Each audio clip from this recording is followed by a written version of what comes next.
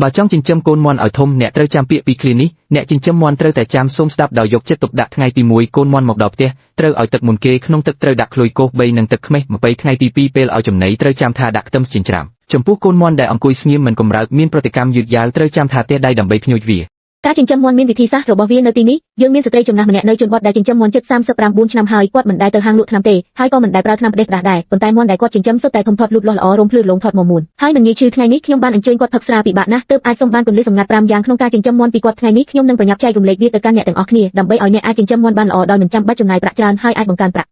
ចំណូលពីការចិញ្ចឹមមុននឹងស្ដាប់សូមបងប្អូនទាំងអស់គ្នាជួយចុចបេះដូងក្រហមតូចនិងចុចតាមដានផងបើបងប្អូនមិនចុចទេពេលក្រោយចង់មើលវីដេអូនេះទៀតនឹងរកមិនឃើញទេសូមស្ដាប់ដោយយកចិត្តទុកដាក់ចំណុចសំខាន់មកដល់ហើយ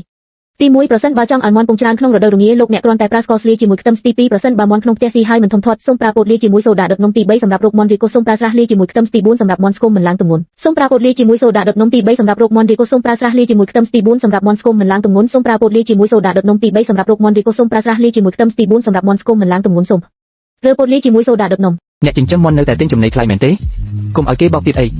ស្ដាប់ឲ្យច្បាស់គ្រាន់តែធ្វើតាមរូបមន្តនេះបើខ្វះមួយមុខមាន់របស់អ្នកនឹងមិនពងបានច្រើនយ៉ាងនេះទេឥឡូវទៅបេះស្លឹកឈើ3គីឡូហាន់ឲ្យល្អិតរួចដាក់ចូលក្នុងអាងបន្ថែមម្សៅពោត5គីឡូកន្ទុក2គីឡូលីវាឲ្យសព្វល្អកុំឈប់ដៃដាក់សូដាដុតនំនិងអំបិលឲ្យបានត្រឹមត្រូវសូដាដុតនំ20ក្រាមអំបិល15ក្រាមកូរឲ្យសព្វរួចយកទៅឲ្យមាន់ស៊ីផ្ទាល់តែម្ដងមាន់ក៏ចូលចិត្តស៊ីដែរពិតណាស់មិនក៏រូបមន្តនេះមិនឲ្យមាន់ពងមួយខែក្រោយមកពងច្រើនឬមិនទាន់ទេអាកំបាំងចិញ្ចឹមមាន់ចំណាយតិចគឺនៅទីនេះហើយអ្នកដែលរៀនមិនបានកុំចិញ្ចឹមអី